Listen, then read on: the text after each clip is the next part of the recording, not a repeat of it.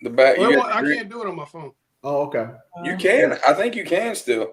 Well, I don't know how to do it, so we are live, and I don't know what I'm doing as usual.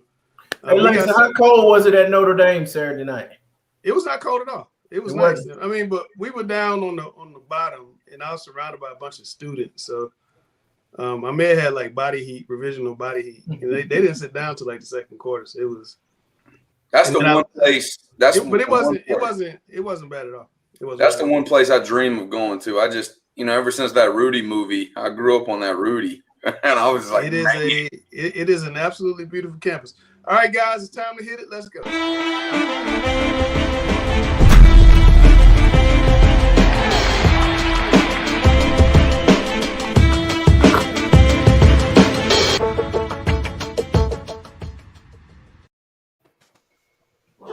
All right, so we're back here for another edition of Talking Preps. How's everybody doing? Real good. Great. Yeah. All right, so I want to get right to it, guys. Grice isn't here, so Chris, I'm going to throw it at you. Mountain Island Charter went 9-1. They were sent home early from the playoffs. They had 3 players ejected in the 39-0 win over Selling Carver. Saw on the screen. They had a big turnaround from winning 2 games in the spring. The quarterback was having a tremendous season, and now they're not going to the playoffs. What are your thoughts here?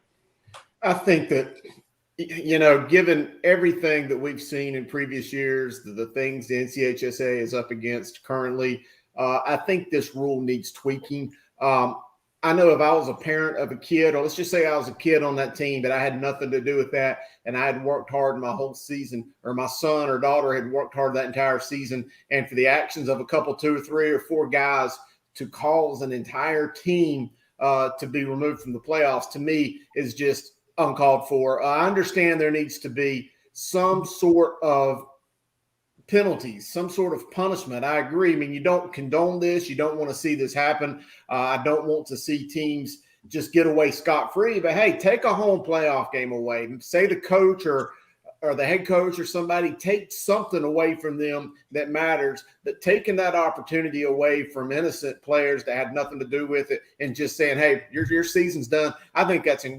really poor thing to do. I think that there's other ways that they could find a way to give a more appropriate punishment.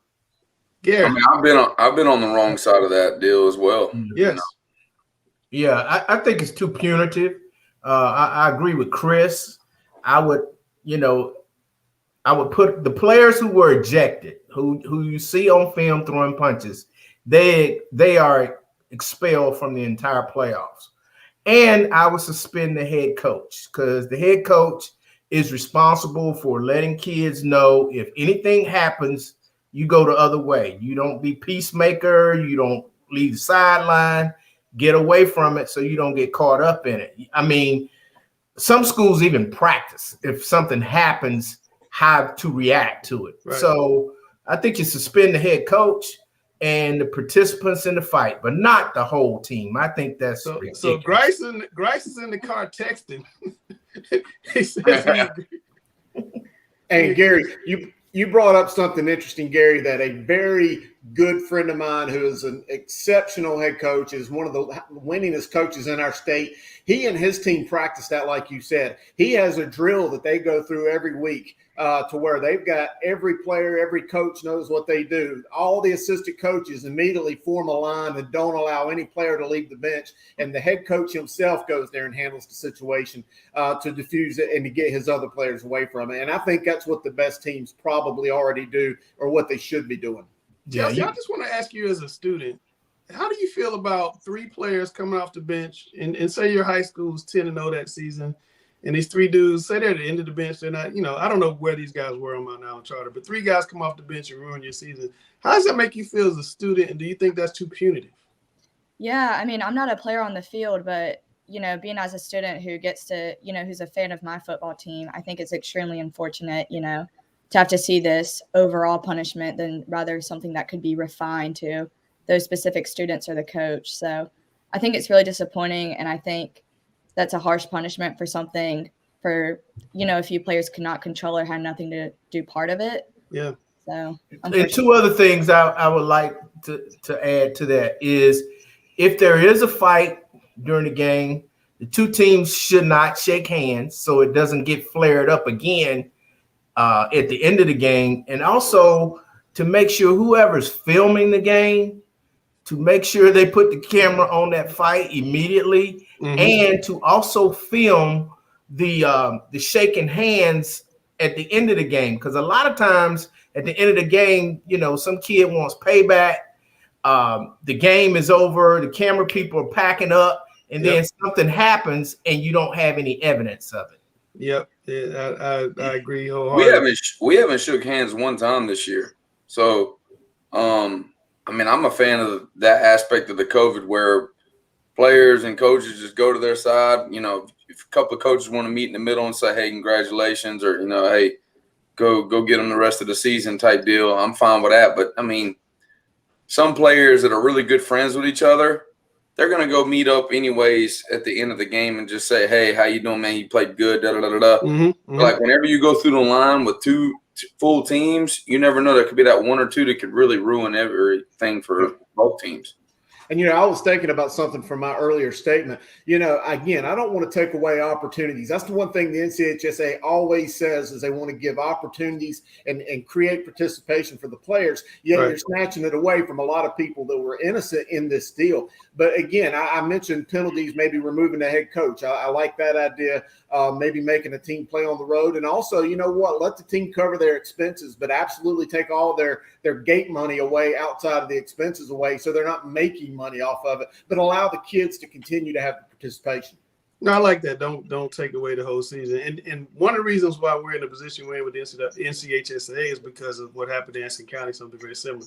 But Mountain Island coach Robert Washington did come out and say, we accept this. We fall on the sword. We broke the rule. He understood it. He didn't, at least publicly, he did not challenge it at all. Dale Ross, I want to ask you, we've seen the playoff brackets. We're going to go over the one day in just a second, let the guru do what the guru does. But did the playoff system work out well? Does it need tweaking? Definitely tweaking. Grandpa Dale, then we'll come to you. It most likely needs tweaking. I think we need to see it play out, but I see some teams making the playoffs and some teams that didn't make the playoffs that probably should have made the playoffs over those that didn't. The seeding situation doesn't look right to me. I don't think we'll really know until they play out, but honestly, I don't like what I've seen. I'll say that. It looks messy to me. All right, Sam, go ahead. They're just not accounting for one thing. So say you have, just in my situation with West Charlotte, okay, you go by Max Prep's rankings, it'll have us number 1 in 3A. But when you go to the RPI rankings, it has us 6th or 7th or further down the road. And that's opponents' winning percentage and opponents' winning percentage. Well, what if you play all your games in 4A conference and some of the games you're playing against the number 1 team in the state, this number 2 team in the state, another top 10 team in the state, regardless of the division, strength of schedule should play some type of role into the formula. I'm fine with the formula they have, but they need to add just a little bit more strength of schedule. Or, we could just rally up and all our non-conference games be, versus 1A or 2A teams that are really good, that have undefeated records normally or something, or win 1 or 2 games.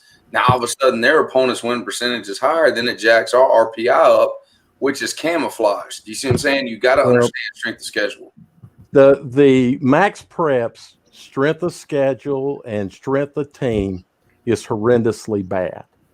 So I wouldn't go with it. And I say that based on back several years ago, we for several years published a thing we called the Carolina Varsity Football Report.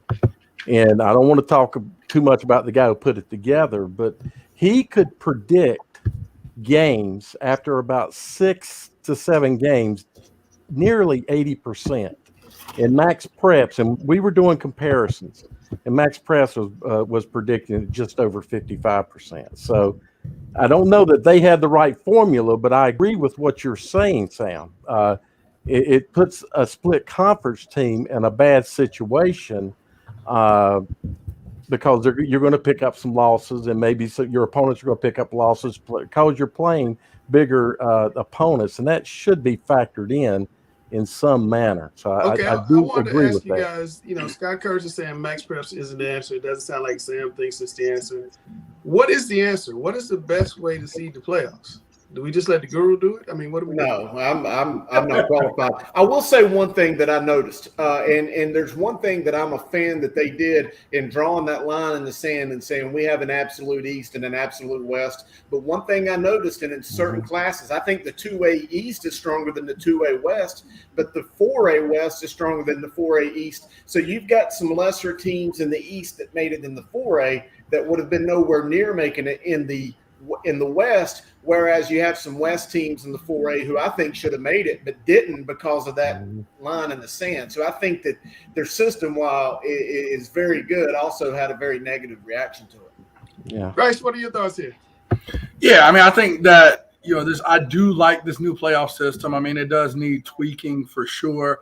But again, a big part of fixing a lot of this, in a lot of cases, taking out split conferences, is playing harder teams, and I think that is the case in a lot of situations. Again, the split conference situation is something that I think the NCHSAA needs to deal with a little bit better. I think it was great to try to put schools in there in the same area, but you look at a West Mech who only pretty much lost to 4A schools outside of Sam's team, which we sometimes forget because how good they are, that they are 3A. And even for Griner, and it just puts them in a tough situation as to why should we be in this. If I'm West Mech, I'm trying to get the hell out of the conference as soon as possible, and I don't blame them. All right. Well, I'm going to change the format of the show because I see my man Xavier Brow just got in the back. So Sam, I'm going to let you. Take an L early in the show. We're gonna bring in my man. Hey Sam, What's up? Sam, you gotta improve, man. You getting slack, man. Me? Yeah. I won 3 weeks in a row. Hey Langston, let me hold on. Langston, let me do my Griner thing here. You won the last one. Yeah. Go ahead, Yeah, I went 4 corners. Hey, Zay, first of all, Griner, I think you're gonna whoop his butt because I got good info that he doesn't watch TV, he doesn't know pop culture, and outside about Pooh Shiesty and a couple of these other newfangled rappers, I don't know if he's got much of a shot though. I'm gonna shock you. Watch. All right. But I don't know nothing about that stuff. I have to just Grice is just trying to get in your head because y'all play Friday night. That's all it is. But I get to do my Griner real quick, and I'll get kicked out. Zay, I just want to say first off, I know we got to go against each other. It's bigger than football with us. I love you. I'm glad to see everything that that you're doing. It's something that I was happy to see you do. Beat Griner. You sound like Sam now. Hey, say you're gonna take it to him. I want to hear. Oh no, he knows how we're coming, and I know how he's coming. Hey, I heard all the little. You're not gonna start backpedaling now. Hey, it's gonna be. It's gonna be an I amazing wanted to game. ask I can't you, wait. On the back of your pants, you have an ad to your Instagram. Is that right? Oh yeah, yeah. So my mom, she made it for me before the season, and I thought it was pretty cool, and got messed up Catholic game, but definitely still gonna wear it. Is it a towel? What is it? Nah, it's a shirt. It's a whole Nike shirt. Ripped up Catholic game. Got tackled by somebody, but yeah, it's pretty cool. You getting any followers from that? People saying they saw that and picking you up? Nah. Tell us about the season. I know you left Malley Creek and went over to Butler, and what's that been like adjusting the new whole? Yeah, new definitely.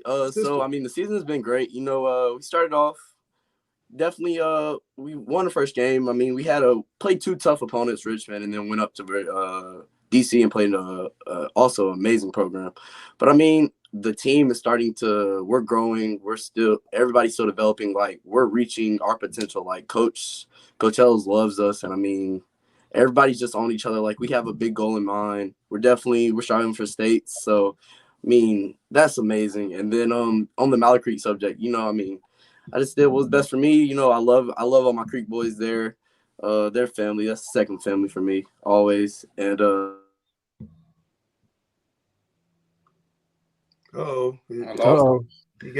check out his back. He got that dial up. He just can't wait. Dial up. Hey, look at the Soul Train lights he's got in the back. This dude's official. You froze up on us, Xavier. You froze on us. Look at them things. Can you hear me? Yeah, we can hear you now. Yeah, you froze on a second though. You good? You get me now? You were Yeah, talking about your Mountain Creek boys. So You said yeah, that like I was family saying, forever. yeah. I mean, right, we had a slow start, but I mean, we picked up later on in the season. Y'all can hear me good, right? Yeah. Ooh. Y'all can hear me? Yeah. Yep. Okay, I was just making sure. Okay, yeah, but we had a slow start in the season, but we're on the right track right now. We're definitely we're striving for a state championship. You know, I feel like that's everybody's goal right now. Just everybody's been locked in practice, and I mean, we have a great chance to win it. Xavier, I'm going to tell you, when you get done with beating Sam in the game show, make sure you keep watching the show because I think you're going to really like something that's coming up later on in the show. I got you, definitely. All right, so keep watching, all right? All right, so I'm going to play the bumper, and then we're going to let you beat Sam because I'm tired of Sam's little win streak. Oh, my God. Brother, I'm not MJ, just Coach Griner, but I'm the GOAT of the game show.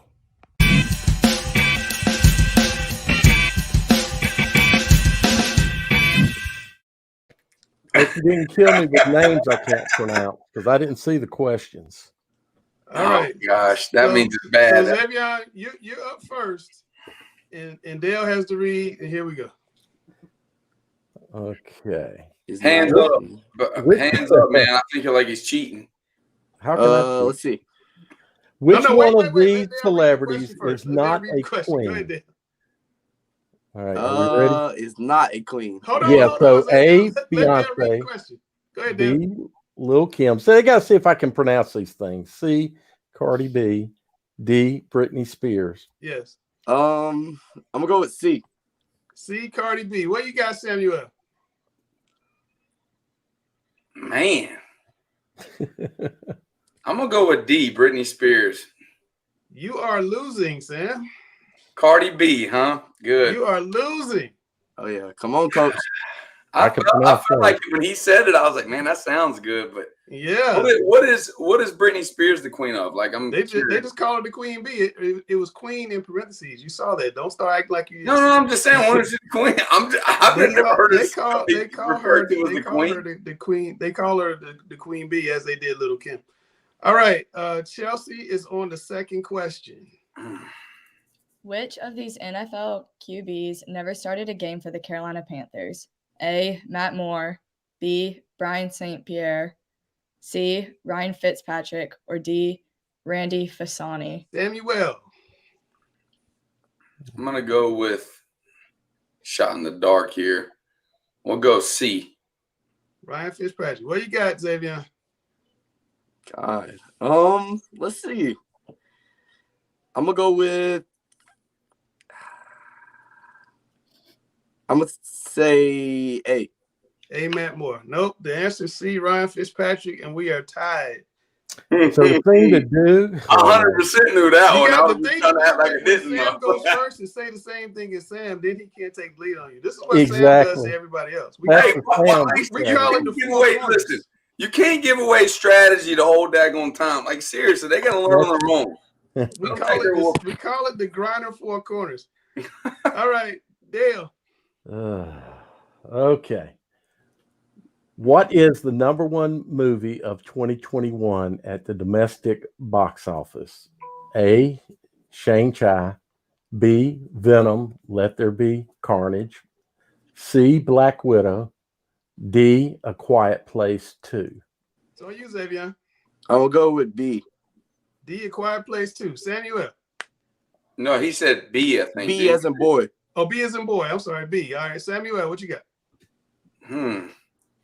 The way he just jumped and wanted him to say it, that just put something like some feathers up in me. I just feel like I need to. Let me think here.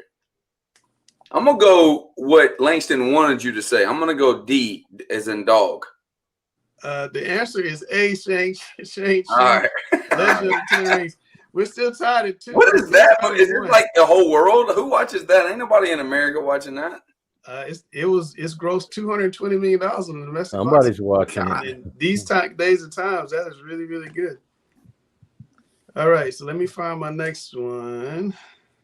You thought Langston was trying to trick you. No, I really was. I swear I thought he was like trying to force him into the answer. I was like, man. I really was not trying to trick him. I know it threw me a curveball. I was trying to help you, but you You know, I'm missing a question. Hold on. I'm missing a question. Well, you know what that means. Hey, congratulations. The belt remains, baby. You know What's what? the I didn't load one of the questions. Oh my goodness. All right, I got it. What's the airspeed velocity of the question is, which former Warrior is the Hornets' sixth man now? A. Kelly Oubre, B. Jordan Poole, C. Draymond Green, or D. James Bouknight? And Sam, it's on you. I had to see these things, man. You're throwing me a handicap right now. Say the names again. A is Kelly Oubre, B is Jordan Poole, C is Draymond Green, D is James Bouknight. I'm gonna go D. D, James Bouknight. Well, you got I got A. You got A, Kelly Oubre. That is the correct answer. You are up 2-1. Going to the last question. Sam can only tie. Which I would keep the belt, but The win streak, the win streak Yeah, is it's about to be over, Coach. Here we go, Dale.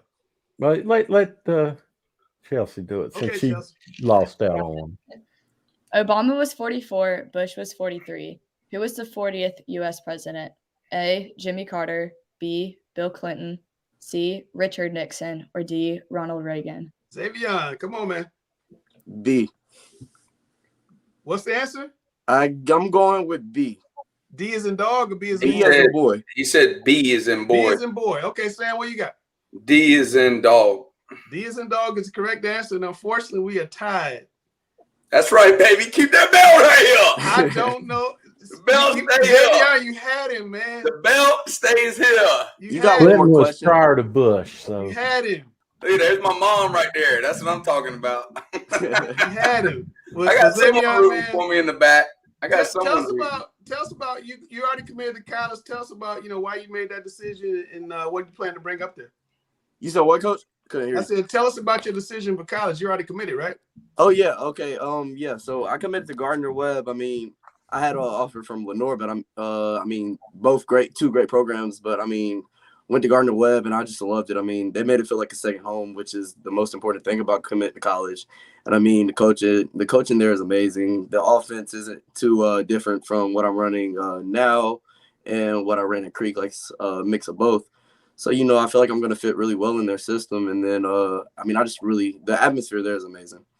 All right. Well, look, man, good luck to you guys in the playoffs. And like I said, keep watching because there's something coming up real soon you're probably going to really like. Yeah, I got you. I'll tell you what, man, your dad did a good job raising you, my man. You're a stand-up guy. Very competitive, but very gentleman-like. I appreciate you, brother. Thank you. I appreciate it. All right, man. Take care of yourself. Grice, any parting words? See you Friday. Oh, Grice, you got 3 days left. I got you. Hey, I'll see you. All right, Xavier. Take care, man. Y'all have a nice one. All right. Man, we got some good young men around the city, man. I'm telling y'all. There's some really good young men in the city. You are hand in hand now. Y'all are dialing up pressure. Oh, no. All right, so we're going to toss it to the guru and let him go through this 1A bracket. Then he's going to tell us about some of his games to watch in the 1A class. We're going to do this for each bracket. And let me see if I can make it a little bit bigger. All right, Chris, your show. All right, as you see, you've got several teams with buys coming up this week. In fact, really because there's just not enough teams to fill out the 1A bracket, everybody in the 1A that's playing football actually made the playoffs with the exception of the two teams we've already mentioned being Mountain Island Charter and Carver. But there you see the eastern side of it, the games this week. I don't want to say that they're not going to be very competitive. A couple of them in the eastern side, I think, are somewhat interesting. Southwest Halifax at Weldon are two close rival teams right up there. Both of them in the same county in Halifax. It's a rematch from earlier this year, so that'd be a good one to look at. But Perquimans is just a much stronger team. Riverside Martin is a great little team, but playing Chatham Central, I worry about the competitiveness of that one. Down there, the 12-21 bracket, North Edgecombe and East Columbus, that has a potential to be a really competitive game. And really for that's probably the only real competitive games in that top half. You look down at the bottom half, Hobton and Lakewood. That's a conference rivalry. Lakewood edged Hopton a few weeks ago. So that's the eastern side. And then moving over to the western side, you don't have as many buys. Some games that I've kind of got circled, though. Drone and Elkin, I think, has potential to be a good one. North Rowan and Bessemer City, possibly. Winston-Salem Prep, they didn't win a game, but they're going up to play Robbinsville. They almost beat Robbinsville a couple years ago. We'll see how that one matches up. The Smoky Mountain rivalry, Smoky Mountain Conference rivalry of Hayesville and Swain County, that would probably be a really good game. They have always, even typically, it's a fairly close game. And that's kind of how I see the 1A bracket again, because of all the buys and just everybody making it. Don't really have that many competitive games this Friday. And then we got up your key games for 1A, Chris. Can you just talk about those real quick? Yeah, Hopton, we've talked about Hopton earlier in the year. I mean, they have just been really good all season long. You think about the numbers, they put up 80, 92 points at times. So, I mean, they're a really good team. Head coach Joe Salas, he's been to the state championships before. They're averaging, I think, 44, 48 points a game. But the problem is they're giving up 42 points a game. They have won 2 in a row, but they played Lakewood 3 weeks ago, and Lakewood beat them, I think, 42-28. And looking at Lakewood, they started off the season really, really slow, lost a couple of really close games, but they have come on strong. They beat North Duplin. They beat Hopton. They played Rosewood, who's a real solid team, close. So I think this has potential to be a much better game than maybe some of the others in the 1A. All right. Well, I want to now flip a little bit. And Dale and I were talking earlier. I got quite a few comments about the private school playoffs. People were in the Division II, but let's talk about Division I real quick. Sam, what do you see here? Christ School going to play Christian, Latin playing Raven Gap next week, and the winner of Christian and Christ School playing Providence Day. What do you see in the Division I? Well, anything in these type of playoffs, you only got to win 2 games to win the state championship. Is that right? 3. If you have to, you got to win. All right, 3. 2 of the teams have to win 3, and then the rest of them win 2. Yes. I got you. Cool deal. I think everybody in that Division I playoffs is a great team. There's not a team in it that's weak. Christian is one of the best coached teams, regardless of if they're private school or public school. They're one of the greatest coached teams I've seen in a long time. So a lot of times they figure things out later in the year. Yeah. They're going to be a tough out. I predict them to probably beat Christ School, and then Charlotte Latin and Raven Gap that's Raven Gap's. They're a very good team. I don't know if Charlotte Latin can beat them, but Raven Gap beat Latin like 38-3 2 or 3 weeks ago at Raven Gap. Yeah, and that's tough. That's a tough deal. I think eventually you can see potentially a rematch between Providence Day and Gap in the championship. That's what I would predict if I had to.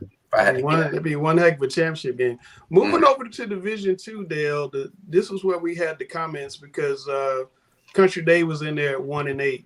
What are your thoughts here about Country Day's averaging 6 points a game, and they have a home playoff game. We've seen this happen sometimes with the 4A playoffs. I think South Caldwell had a home game a few years ago. But Dale, what are your thoughts here? Well, the situation you mentioned was kind of known could occur. And from what we understand about this situation, first of all, Country Day was thrown down into Division II. Mm-hmm. They should be over there playing in the first round, and there'd be no bye sitting over there. I see no reason when you look at the playoffs why they would be hosting a game. And from what we've heard, these were last second behind the closed door decision. Well, yes. And the private schools only have about a couple dozen football playing schools, and I think some of them decided they weren't going to play. But Gary, and I'll come back to you there, but Gary, do you think it would have been better, given the fact there were fewer Division II teams, to give a bye in Division II and put Country Day in Division I, or just don't have Country Day at all in the playoffs? To me, it doesn't look like Country Day is deserving of going to the playoffs. Right. With a 1-8 record. Now, of course, they played mainly a Division I schedule. Yes, correct. That would have a lot to do with that. But to drop them down, I still think they should be on the road. Now, maybe it's a stadium situation that is a part of it, or they have.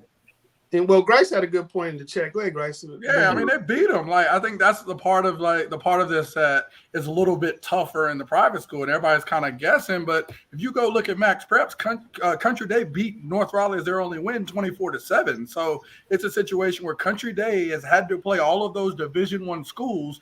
But when they adequately, and kind of what Sam was saying from the public school side, when you adequately capture strength of schedule, Country Day is playing top teams, but when they play teams on their same level, they seem to be beating them. And North Raleigh at 7-2 clearly is 3 touchdowns, lesser of a match than Country Day. So I think that they're adequately capturing that and putting them, giving them a home game against a team they already beat a few weeks ago.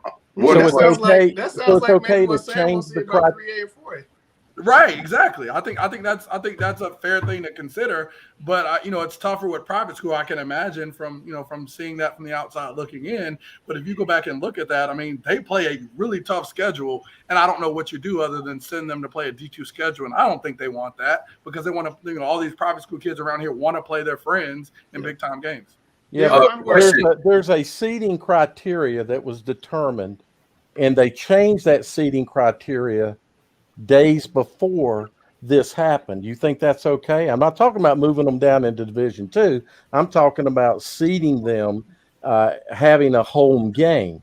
So changing the entire format days before you announce it. That's I can't see that. That's just illegitimate. Well, as long as everybody agreed to that prior to.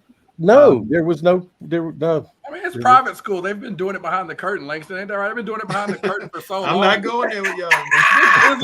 Don't disagree with it. I'm not going there. But no, I mean, I'm not saying it's right or wrong. But again, 60 seconds with Chris, and Chris has picked every single high school playoff game. Yeah, I'm going there, Grace. I'm getting out of that. Chris the mafia. Chris has picked every single high school football playoff game for the public schools. He's picked state champions. Sam, a little warning. You might want to go get a little sweet tea or lemonade or whatever you're drinking during this segment. But this is really cool. So check this out. Let me find it. Hold on. Hello, everybody. This is Chris Hughes, the guru of high school football, and this is 60 Seconds with Chris here on Taco Preps NC. And I'm going to go through really quickly on my picks to go to the state championship games. I want to start with the 4A. I'm going to go through really fast. This is the Cliff Stokes version. But anyway, top half of the bracket, I see Richmond County going very deep. They're going to take full advantage of being at home throughout the entirety of the playoffs. I think that they're going to match up with New Bern deep in the rounds. I think ultimately they're going to match up with Cardinal Gibbons, who's going to come out of the bottom half of the bracket. In the West, I think that Huff does have a potential stumbling block there in the third round against Butler. I think Butler is tougher than they appear. I see Butler tangling in the fourth round with Grimsley, who I think is going to find their way through. The defending 4A champions. I think they're going to have to find a way to beat Reagan. They're going to have to find a way to beat Chambers. That's going to be a tough one. I think ultimately they're going to rematch with Northern Guilford. But I see the state championship games being played between Richmond and Grimsley. Let's move on to the 3A ranks. Eastern Alamance. I like their chances coming out of the top half of the bracket until they meet up with Southern Nash in the third round. Ultimately, I think in the final round, though, it's going to come down to Southern Nash and Scotland County, who's going to come out. Yes, Scotland County, the 26th ranked team. I think if they get past Northern or Southern Durham in round one, all bets are off. I think Richard Bailey finds a way to get back in the top half of the bracket, though. I see South Point beating Pisgah in round two, but I think South Point could have a stumbling block against Forest View. Forest View, that tough team there. I see them making all the way to the fourth round and taking on Crest out of the top half of the bracket. I think it's going to be all Dudley in the bottom side. I do think that they're going to have to deal with either a Kings Mountain, West Charlotte win, or Sam. Right now, I'm leaning Kings Mountain, buddy. But you never know. I'm only picking 86%. I'm going to miss some of them. But ultimately, I've got the state championship games being Scotland and Dudley, 2A ranks. Princeton, they're going to make a big run out of the top half of the bracket, but ultimately they're going to have to fall. They're going to have to tangle with St. Paul's. I think St. Paul's and Wallace Rose Hill plays for a right to play in the championship games. I think that Wallace Rose Hill is going to go through the entirety of the hard bracket. We're talking about East Dukeland. We're talking about Clinton. Washington, Holmes, Northeastern. These are some solid teams. But I think St. Paul's is going to make it back to the title game. Are they going to play Salisbury again? I don't think so. I think Salisbury is going to go all the way through that bottom side of the bracket. But I think they're going to meet up with Burns in the fourth round. I think Burns is going to find a way to beat Shelby and Reedsville in back-to-back weeks. I see Burns and St. Paul's as my state championship games. Remember, I'm only batting 86%. I could be wrong. Bottom half of the bracket or 1A bracket, Tarboro out of the East. I think that's the easy choice. I do think that they tangle with Pender in the fourth round. Pender's really tough, by the way. Eastern Randolph, they're going to go through some tough teams. Drone, Murphy, Robbinsville. Look for Eastern Randolph to battle Mount Airy, who's going to go through Mitchell, Andrews, a lot of really good teams. Ultimately, my state championship games in the 1A will be Tarboro and Eastern Randolph. No surprise there, guys. This is 60 Seconds for Chris. We'll catch you next week. Well, I guess we know that one thing is that percentage will drop significantly after this. Ooh, Sam was a little spicy with that one, but enough about that right now. We know what time it is. It is Chelsea's World. Mm-hmm. Chelsea, who do we have this week? So this week I interviewed Donovan Spelman from Clayton High School and just kind of talked about his game this upcoming Friday against Heritage, his mindset for the playoffs, and his commitment to App State. That's awesome. Let's drop it. Let's go.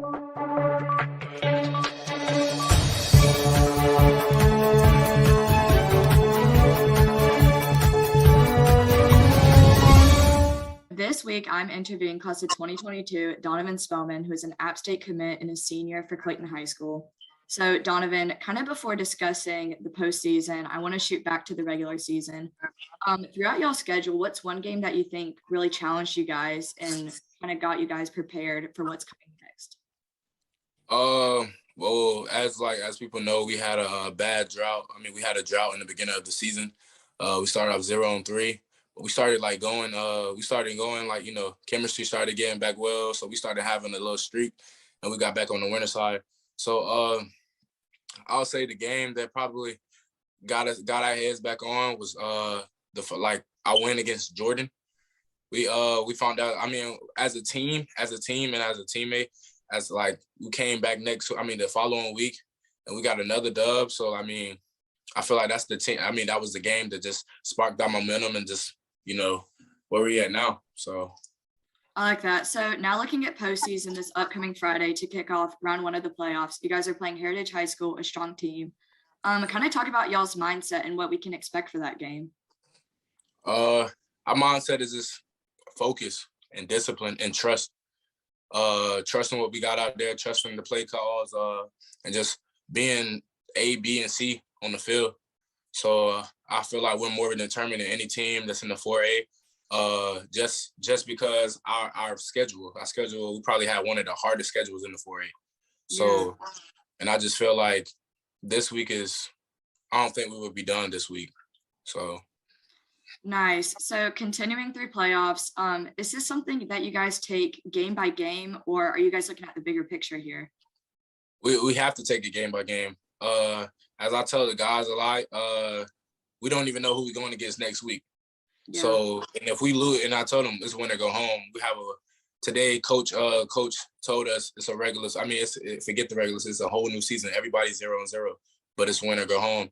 So as I tell the guys take it game by game. So we won't look too far ahead. If we look too far ahead, I believe that we'll forget what's so in front of us and we'll slip. For sure. And kind of comparing last year's COVID season and the spring to this year's, more normal fall season, what are some things that you've really seen improve in the team and some successful things that you guys hope to maintain? One thing I've seen to improve with the team was keeping a constant chemistry with the upcoming player. I mean, the players, the returning players, and the leading from the seniors and from the juniors also. So that's how, I mean, just the leading, just the improvement with us, coming together as seniors, helping out the younger guys and knowing what we can do this year. I like that. And Donovan, to kind of get to know yourself as an athlete, describe what really makes you stand out on or off the field. As my teammates ask me how like, how am I doing?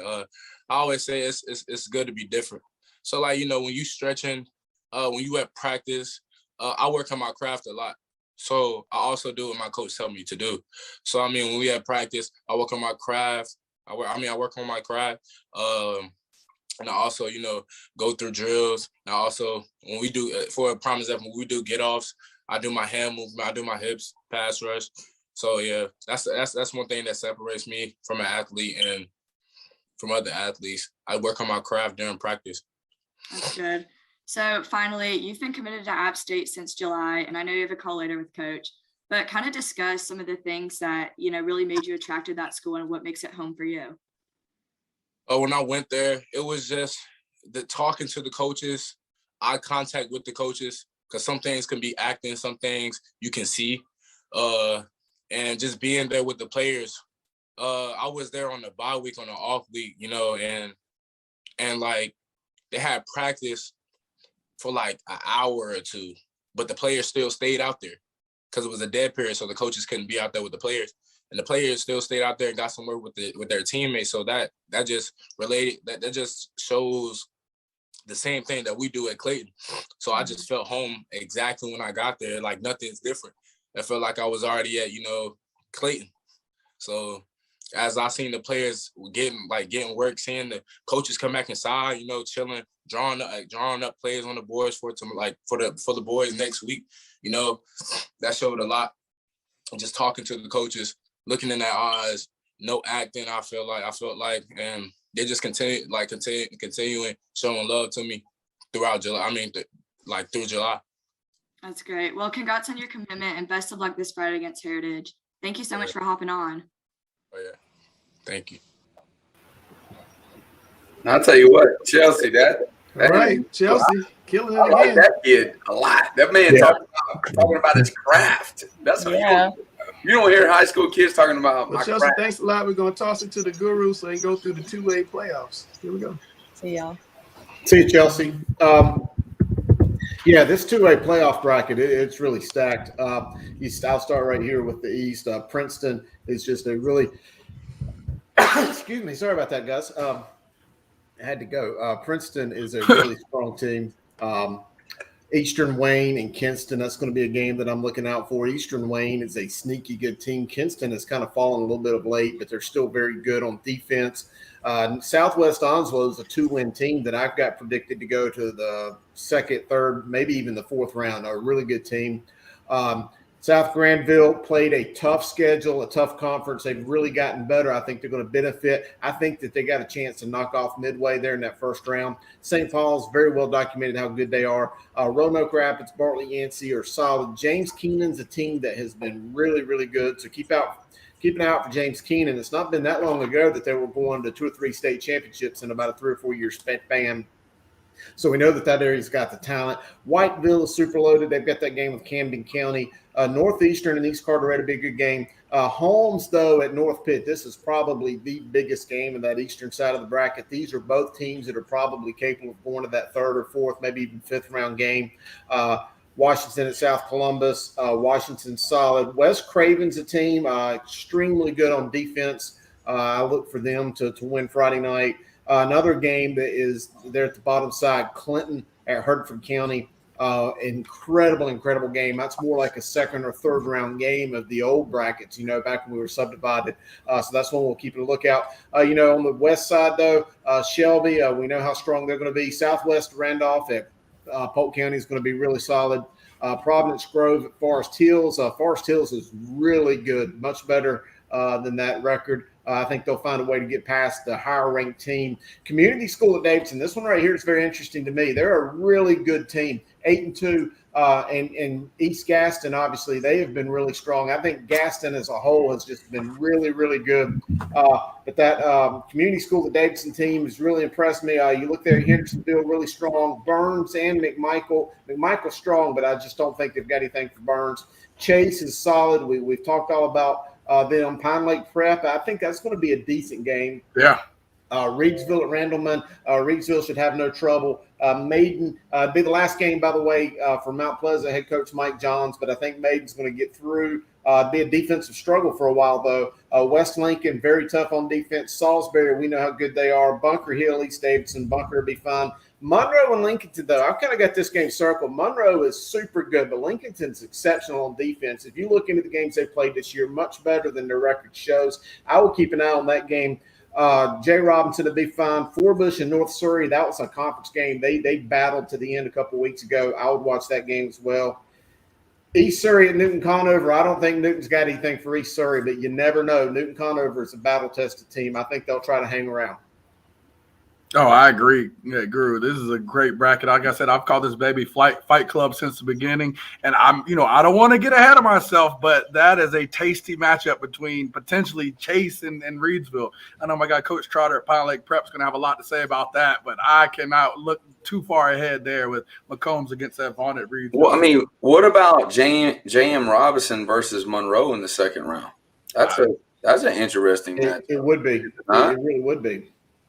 Definitely for sure. So, but I still think that Monroe, I don't think that they're going to lose to Lincolnton, but I think it's going to be a tougher game. They're going to have to really show up and play. I'm sure they will, but I think Lincolnton's a pretty solid team. I think we've got our games of the week, also just the games to watch for the 2A. I think Langston will pop them up, just a couple that I had identified as kind of being those key games, although I kind of went through it, and I don't know if we're going to have a screen for it. I don't think we are. But anyway, I think that we're going to go straight here to Fresh Faces whenever Langston's ready to push the button. Let's do it. Maybe. Nope. Here we go. I'm sorry. I'm off the schedule. So here we go. The Big Five 2A games. There you go. See Kinston and Eastern Wayne. That's going to be a down-to-the-wire, last-second kind of ball game. Holmes at North Pitt as well. I think that's going to be a really, really solid game. I could see it going either way. I think Holmes would be favored, but I could see it going either way.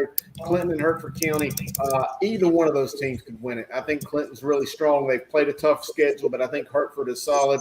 Southwestern Randolph, Adam Cole's going to run all day in that game, but I think Polk's going to have a little bit to say in it as well. And then I mentioned that North Surrey at Forbush. But, guys, that's 5 really good games for this week.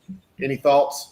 Where's Shane Handy coaching, you said? Shane Handy's at Clayton. He's the one our Chelsea's interview, and he is a really, they're playing Heritage, I think.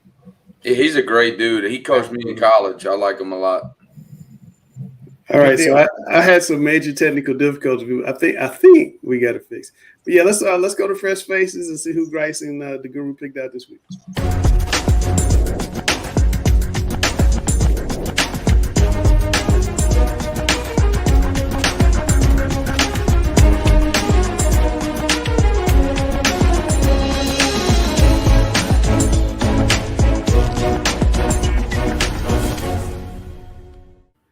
All right, Coach Grice, this is my favorite segment. I know we've got the gyms where we talk about the big timers, but I love Fresh Faces. I love to talk about these up-and-comers who are really going to get it done in the next 2 or 3 years. So what do we got for this week? How do we feel about these fresh guys that are making their mark today, but also, hey, they might make a mark here in the playoffs? Oh, I agree, Coach. I tell you all the time, Guru, this is my favorite part because, I love the gyms, but that's something I do. I get to experience all these guys you've been telling me about. You've been sending to me, knocking on my door saying, hey, Coach, you need to watch some of these guys. This week, I actually have the privilege of seeing and knowing a couple, whether they've been on my sideline or the other this year, but I'm ready to get going. All right, let's stay right here in Charlotte. Providence High School, Luke Bailey ran 19 times for 271 yards and 4 touchdowns against East Mac and a big 38-0 win. And as Providence, they also held the Eagles to -7 yards rushed and 57 yards. That was a big-time game. Tell us about Luke Bailey.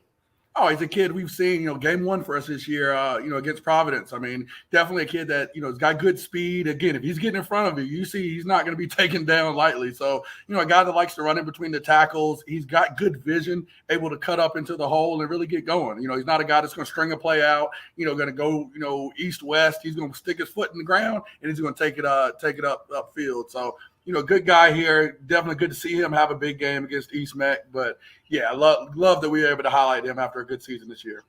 Well, hey, this next guy, we always like to tell Coach Griner when we're doing defensive guys, but I don't know. We need to really kind of ring the bell right here for this guy, an offensive lineman. This may be the first O-lineman that we've highlighted here on Fresh Faces. Jace Gist of Mallard Creek has got a 2.9 GPA, 6'2", 305 pounds. You know this guy real well. Tell us about him. Oh, definitely. He's a great interior lineman. I mean, a guy that you're going to see, you know, as I'm watching the film, he's going to get you out the club. I mean, that's one of our favorite phrases to say. I mean, he's, you know, he is locked in on you. It's one-way traffic. And I mean, you know, just a great kid, leader of our offensive line, unquestioned one of the leaders on our offense, kid that we just love to be around. I mean, every single day he's coming in, you know, coming into practice, coming into games, ready to work. So, you know, again, you know the schedule that we've played and a lot of the tough teams. He's got highlights against some top opponents and some top D linemen that are lining up in front of him. So, kid, I love to highlight, and I'm glad we were able to have on here. And, you know, sadly, you know, it's typically the playmakers, the big-time stars, they're the ones that typically get talked about on these shows. But you and I and all the other coaches out there know if it ain't for guys like him, none of these other guys would get those highlights. Oh, definitely. And love the people movers, man. He's a great guy. Absolutely. Hey, let's move up to the Bull City, Southern Durham. That's a team that's come on really strong of late. I think they're going to be a team to deal with in the 3A East playoffs. But Jabron Harvey leads the nation with 26.5 sacks this year. This is a 6'3", 210-pounder. He's a junior, too, 119 tackles. Got a handful of forced fumbles and some interceptions. He is a real baller, Coach. Oh my goodness! I mean, we know the Bull City is you know full of athletes all around that area. And I mean, this guy's no different. I just look at the athletic plays he's made. He's a tackle machine. But again, you see him coming off that edge, you better have 2 or 3 guys ready to pay attention to him. So you know, he likens me to kind of like the East version of James Pierce. I mean, just looks extremely athletic and just one of those guys that's just gonna make a play. I mean, it's crazy. You know, these guys, again, they come into these games, you know they have high sack numbers. We all as coaches can see them on film, spend a whole week trying to figure out what you can do to stop these guys, and they still make plays. I mean, that's just kudos to the type of athlete that he is. Yeah, I was looking at the highlights right here. Jabron Harvey, he may end up being on the super team watch list. He's certainly somebody we need to consider here in the next upcoming weeks.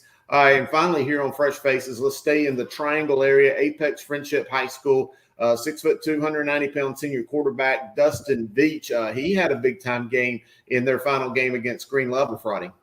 Oh, definitely. I mean, you talk about, you know, for the season, this guy's over 2,000 yards and 13 touchdowns. It's been something in the 919 area with quarterbacks this year. You know, we mentioned the Fortune kid, Byron Brown, we're all well aware of. I mean, Connor Clark, even at Gibbons, has been solid. You know, you got to add Dustin Veach to that level. You know, he did a great job here.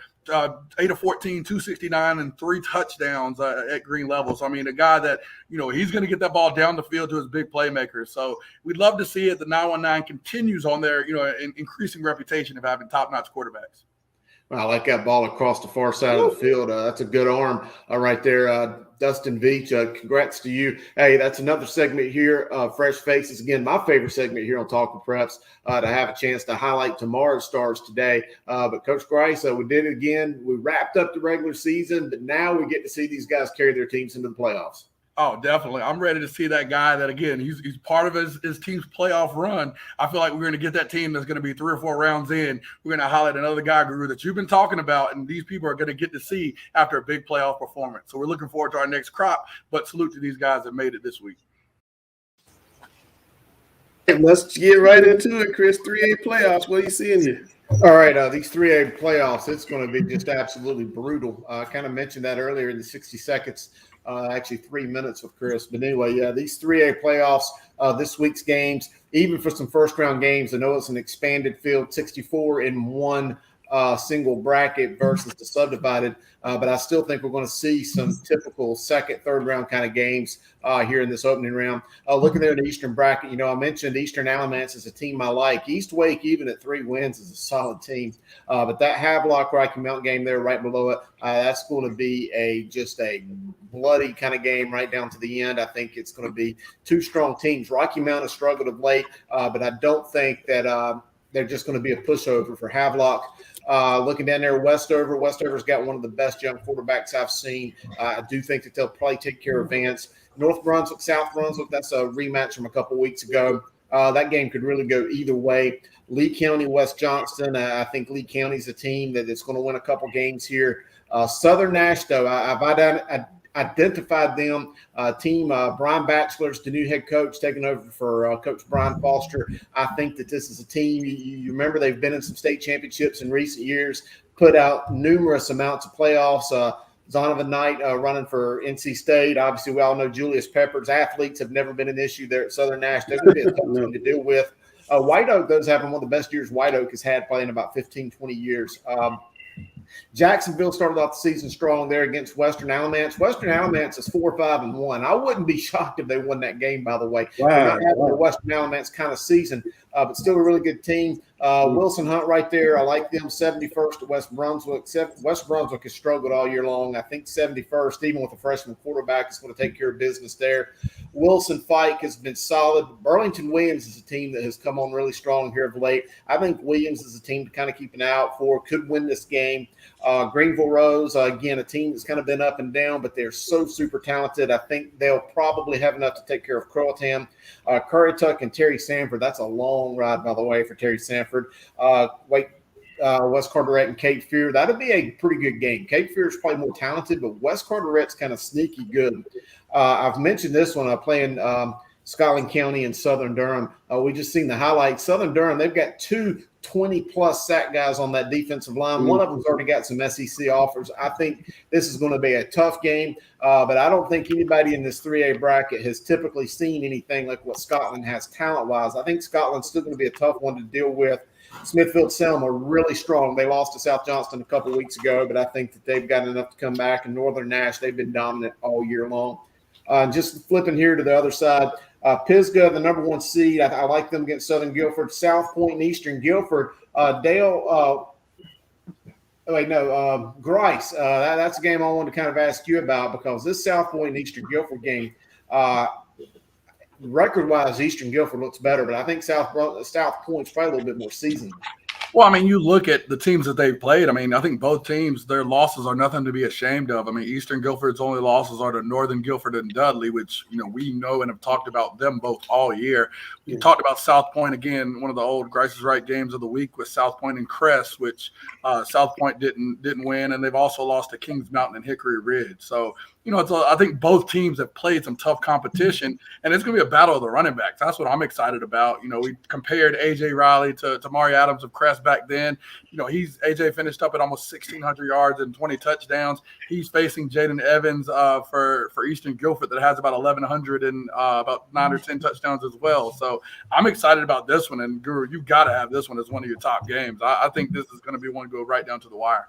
No, I certainly think it will. But I do think South Point's probably a little bit more seasoned, at least in terms of the week-to-week tough competition they've played. Again, I've said this many times. I think Gaston County is on a huge upswing for this particular season. I know you see them right there in that game right under there, Irwin and Forest View. Irwin's a really solid team, but I like Forest View. In fact, I think Forest View has enough to take a run. They played that overtime game with South Point a couple weeks ago, lost by 3. Something about this Forest View team, the running ability, they've got a really good-looking team. Looking right there under them, Parkwood and Rockingham County. Parkwood's got some dudes, by the way. I really like this team. North Davidson, I think, is a team that's going to go for a couple rounds at least. A very talented team. Smoky Mountain and Hickory. This is where I kind of like the bottom seed. I think Hickory is getting strong at the right time of the year. Joe Glass has certainly been doing some good things there. West Lincoln at West Rowan. Again, kind of coming out of that tougher conference with Hickory and East Lincoln and Statesville. I think North Lincoln is probably the better team. Crest should have no problem with Carson. Dudley should have no issues with North Henderson. Central Davidson and Ledford. Central Davidson won that game, I think, 46-34 a couple weeks ago. Very entertaining game. I think that one's going to be a tough one. Dale, I see this one right here. I was going to get your thoughts on this one. And Sam, too, if you want to jump in. But I think Stuart Kramer is a tough team. I don't think they've got West Charlotte talent, but I'd love to get your thoughts on this one. I'm going to try to go to this game, by the way.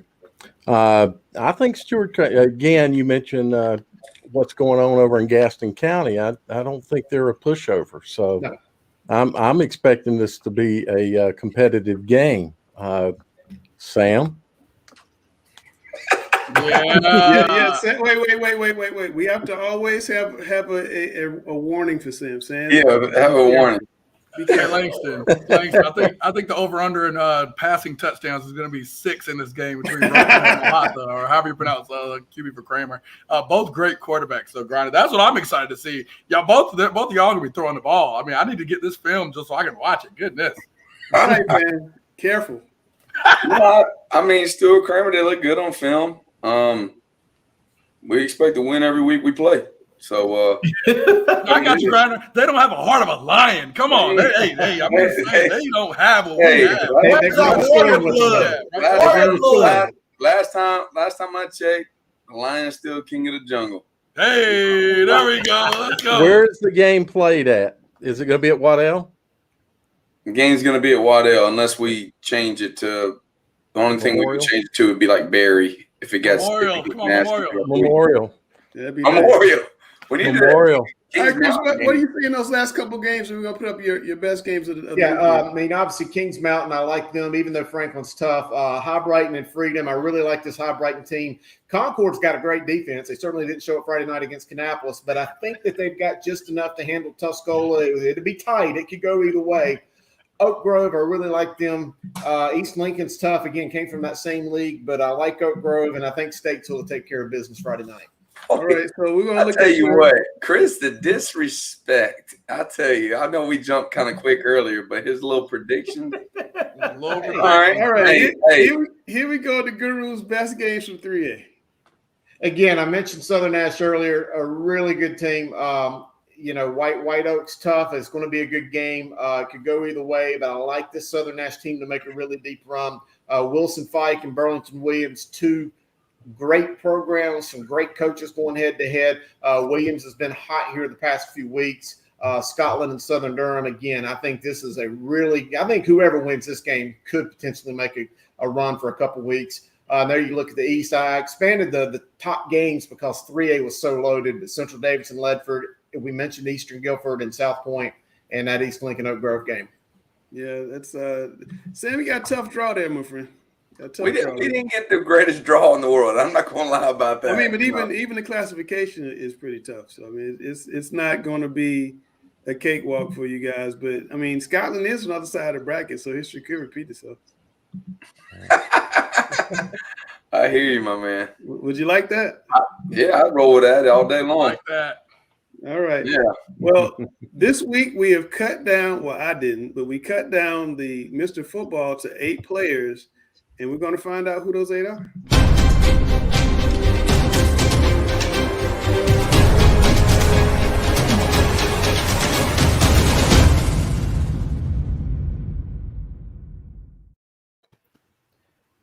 Well, there you see it. The 8 that's still on the Mr. Football watch list in alphabetical order, by the way. So no one feels slighted by being ranked in the wrong spot. Alonzo Barnett, Wesley Grimes. We had a long discussion about Wesley Grimes and Mason Fortune. But there you go. The receiver, Wesley Grimes, still there for Millbrook. Amarion Hampton, Tad Hudson, Jacob Newman. No surprise, Mr. Newman made the list. James Pierce, Dalen Smothers, Newman. Hollywood. And what'd you call him? Mr. Newman. Mr. Newman. I had to do that for Mr. Bass. There you see Hollywood and Jalen Walker. Gary Richmond, what do you think of these 8? Is the one in this 8 or is the one outside of this 8? Well, I'm partial to Christian Hamilton, so we'll see how he does in the playoff. But out of this 8, it's Smothers, hands down. After what I saw Friday night. Now, is that fair, though, because you didn't see Amarion Hampton go for 200-something yards total offense on Friday night? Yeah, but I know what kind of competition Smothers is going against. Here we go. Or Alonzo Barnett. I can't Alonzo Barnett is a beast. And that's the tough part, though. We're at the 8 where you've got everyone that had a tough play. I mean, again, I got front row seats to Smothers. I got front row seats to Pierce, and I think that's the Griner argument all the time. And I mean, it's hard to quantify. And I'll get on my soapbox for a second. It's hard to quantify defensive performance. And I'll give just a little tidbit. So we played Chambers. My quarterback was 5 for 8 before he had the big hit that I'm sure everybody's seen that James Pierce laid on my guy. After that, he was, I think, 2 for like 10 or 11. That's not a stat, Griner. That's not a stat you can put into, you can put out there and quantify. But that was a game-changing play. That's like a game-changing play. Yeah.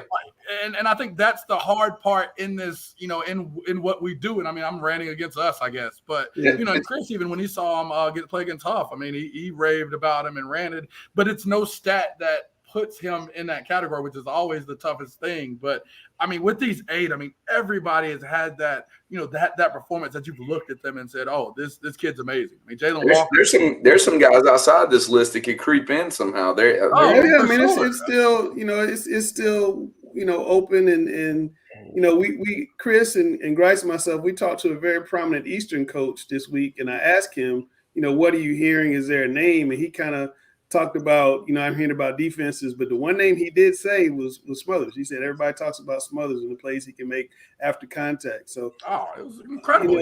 Here's what I'm gonna say about Smothers. He's the best back I've seen around here since Jalen Samuels at Mallard Creek. Wow. And Jalen Samuels is in the NFL.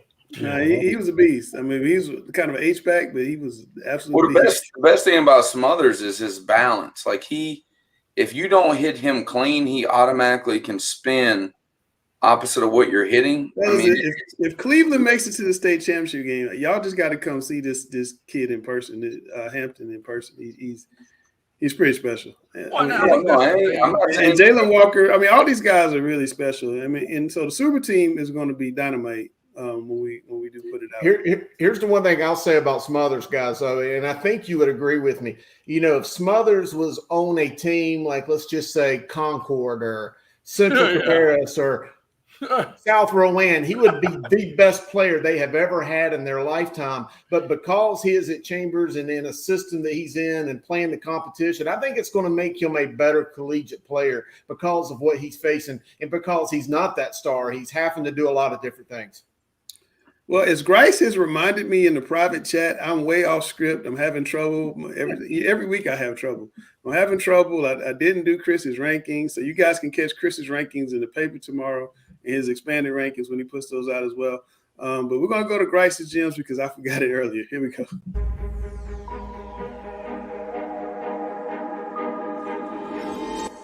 My man Grice, you know what time it is? Oh, that's that time, my favorite time of the week. If you balled, you're getting a call, man. We had some great performances, Guru, and I'm ready to see them. All right, guys, we're talking about these biggest performers performing on the biggest games of the season, and nobody performed bigger on the biggest stage than Crest running back Maury Adams in the game against Kings Mountain. There you see that beautiful turf there, and look at him go. Ran for 274 yards, Coach. Tell me about it. I mean, we love a guy like Maury Adams. I mean, he's had big games all year. Again, that South Point game earlier in the year where we knew he had already come in with these established, standard of excellence. He continues to raise the bar every week. And in this last week against these Mountaineers, we had to show some love here. I mean, 274 yards, those 4 touchdowns. You see this long one right here, and that's a backbreaker when you're in a big-time game like this. Everybody knows he's getting the ball. We're coming in this game. He's getting the ball. Can you stop him? They couldn't. They didn't have an answer for him all night. So glad to see him again on the big stage here at the Grice's Gym. Absolutely, Coach. And he is the true example of a workhorse, in my opinion. He's that guy you can just lean on and carry your team throughout the entire game, throughout the entire season. He's doing it for Crest. But let's look at this next team. The new number 1, by the way, in 3A. Dudley High School, R.J. Baker, a huge performance against, by the way, an 8-1 team coming into that game, Eastern Guilford, 195 yards, Coach. I mean, two teams growing up that I had mutual distaste for. But, one thing about it, my old high school teammate, OC Antonio Hall, I know he loves to run the ball. He loves guys like R.J. Baker that are versatile, that you can put out wide. You can have them in the backfield. He's going to run counter. He's going to run, get that guy outside and make some big-time plays. So I'm glad that, he was able to get this done. And a guy like R.J. Baker is going to be a big part of it. But I love to watch the versatility. We see, here he can catch the ball in the backfield. You got make one guy miss, he's going to be out of here. So great game, big time game, and hey, that's a Guru drop there, new number 1. Hey, that's something for the people. I see you, Guru. Well, hey, let's stay right here in the 336. Another Greensboro team over there, Grimsley, who had their biggest performance in the biggest game. And by the way, I was super impressed in both of these teams. Grimsley quarterback Alonzo Barnett III threw for 292 yards and 3 touchdowns in a very back-and-forth team against a very good Northern Guilford team. Definitely. I mean, I don't think either team, hurt their reputation in this big time back and forth game. There's a guy that's been on our list for a long time. He's on everything we do, and it's no secret why Alonzo Barnett's Grice's gym. Again, he's done this in these games against teams that are overmatched against him. This one wasn't the case here. Big time game. Again, his coach, you gave him high praise. As we know, there's a guy that won a state title, has been quarterback and led his team. For him to say it was one of the best performances, if not the best, he's performed, that's high praise. You've got to make him as a Grice's gym. He definitely had to get the call this week. All right. Back here to the Queen City. We've had this guy on Talking Preps before this season. Grant Logan, the quarterback for Coach Chad Greer over there at Providence Day. He is on a great run here of late. This Providence Day team is really soaring, but he completed 12 of 18 for 252 yards, ran for another 115 in their big win over Charlotte Latin. Goodness. I mean, we had been talking about, Charlotte Latin, how well they were doing. This one opened my eyes. But when I saw this tape and when I saw the highlights of how they did, how they were able to score touchdowns, Grant Logan had to get the call here. I mean, this is a big-time win, securing the title. Again, these performances in these big-time games, a guy's, high efficiency. We talk about 67%, completion percentage here, 4 big-time touchdowns in the air, another one on the ground. That dual threat, capability against a tough Charlotte Latin team. He had to get the call this week, and congrats for that conference title. All right. Go over to Chase High School. We've had this guy on before already this year as well, Marquis Mccombs. Big 41-29 win over rival RS Central. And, boy, he just continues to churn out big yards. Ran 46 times for 388 yards, my man. Big time.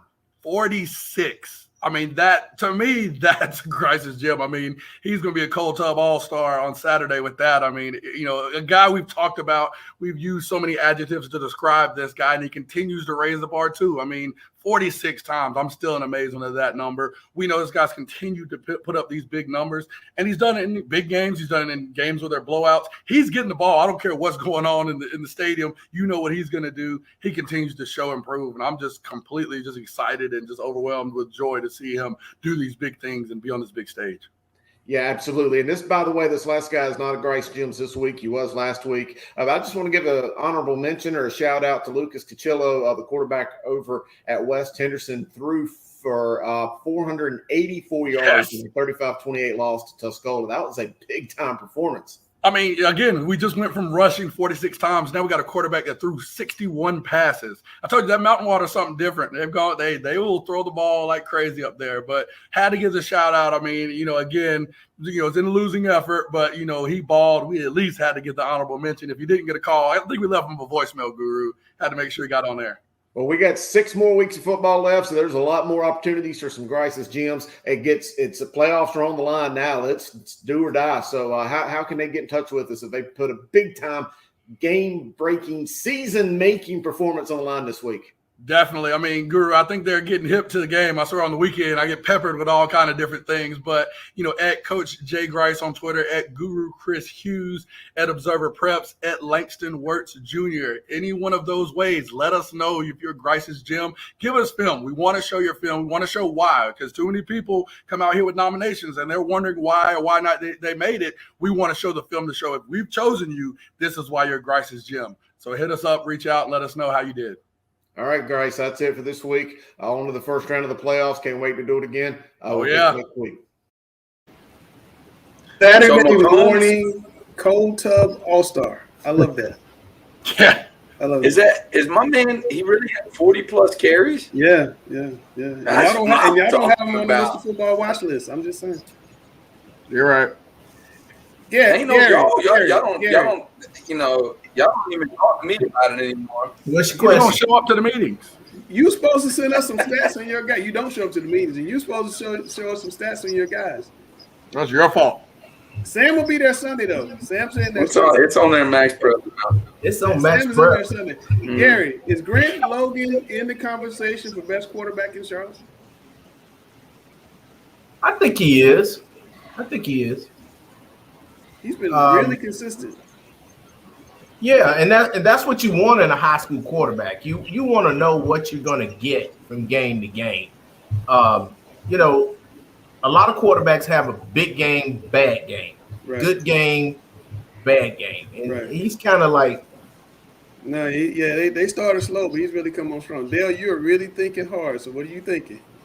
No, I'm listening to Gary. I agree.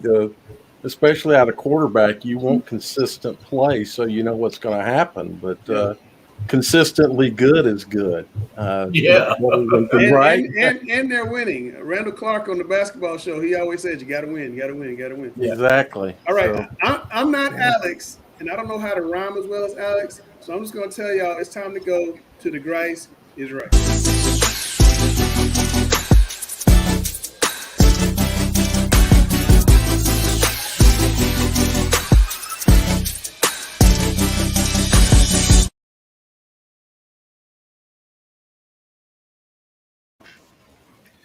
All right, guys, let's take a look at the 4A playoff bracket. It is Fight Club. Mammoth Jam. I was about to say that Fight Club is everything is built up to be, and then some. There is some epic first-round battles, and I'm sure that we're going to talk about here in a few moments.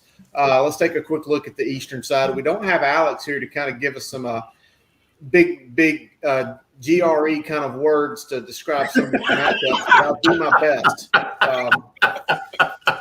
Starting up there, Richmond County, Jack Britt, my old neck of the woods. Jack Britt's very familiar with Richmond County. Brian Randolph, my former coaching mate over at Douglas Byrd, is the head coach of Jack Britt. He'll have them prepared for a big game to go in there and enter that big light show and get away with that Raider magic. Maybe blinking Friday night. Yep. But Richmond County really like what they're looking like. Holly Springs is a team that's kind of snuck up on me. They got to 7-3, and it kind of caught me off guard them getting to 7-3. They had a real big win over Panther Creek last week.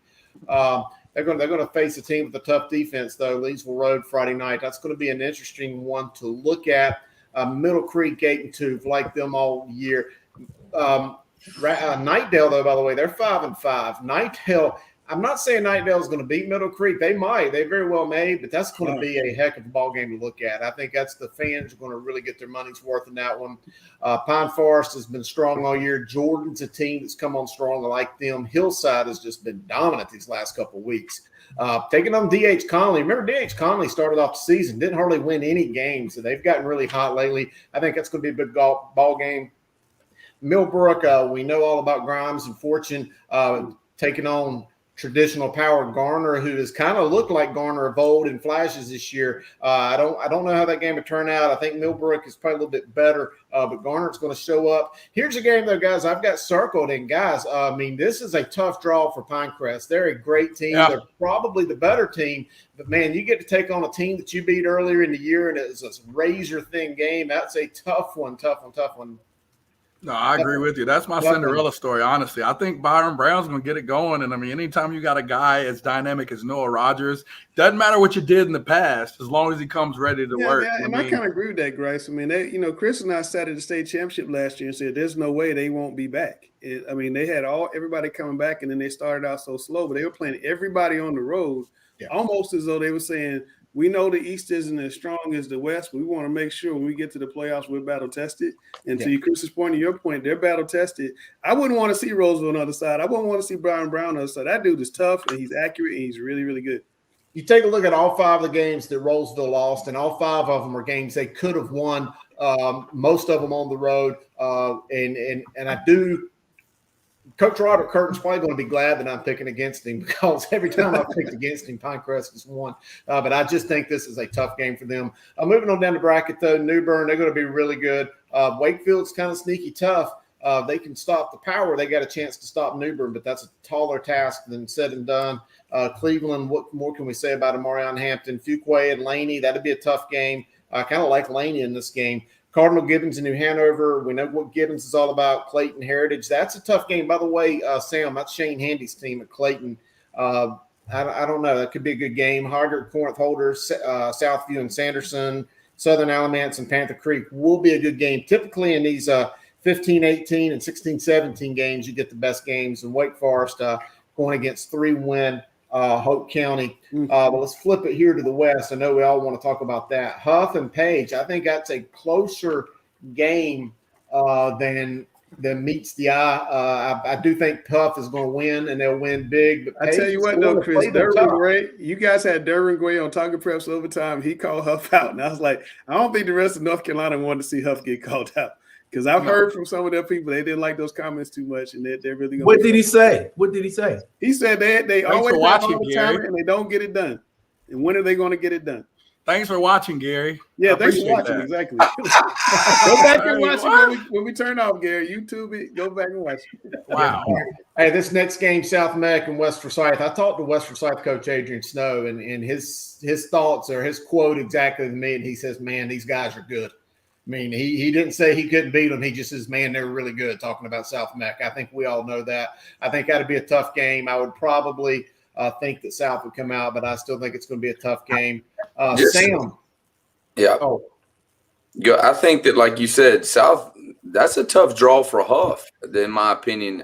If South Meck wins and Huff wins and they meet in the second round, there's no easy games in this 4A. Like, Grice says, it's the fight club, but man, that's a tough draw right there. South Meck, I wouldn't want to play South Meck or Catholic the colder it gets.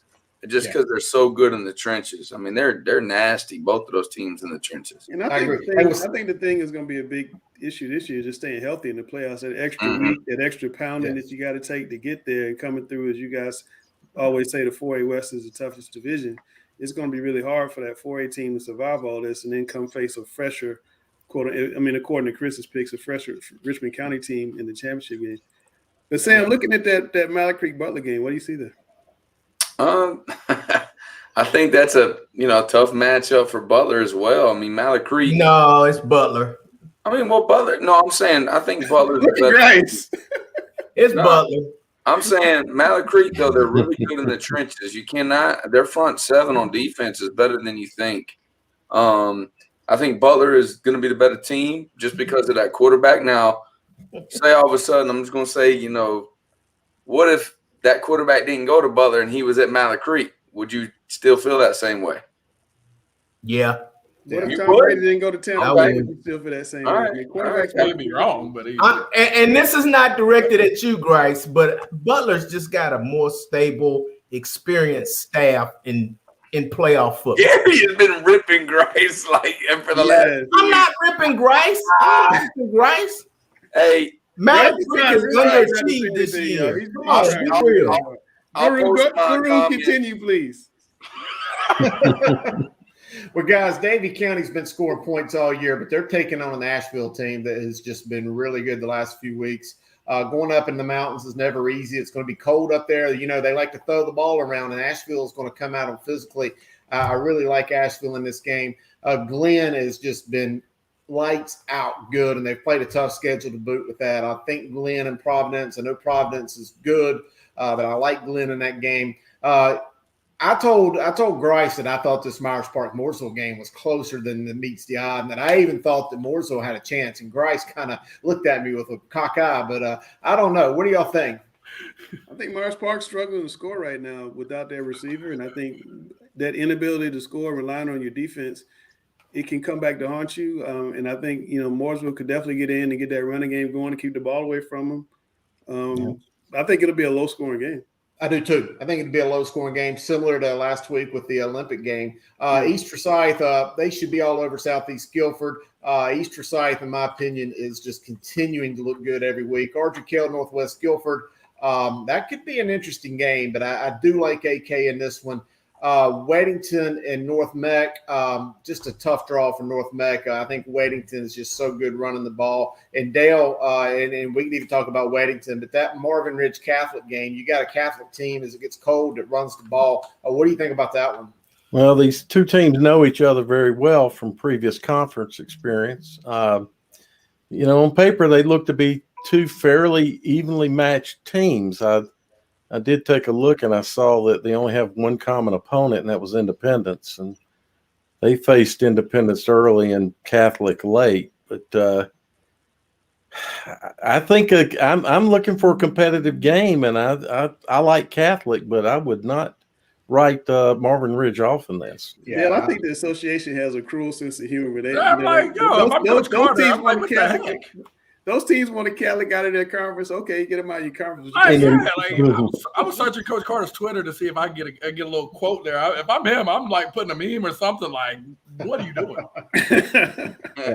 I think it's a down to the wire kind of game as well. It'll be physical. I think it could be a 1 to 3 to a 6-point game, but I kind of like Dale. I think it's going to be Catholic is just so seasoned in these playoffs. They just find ways to win.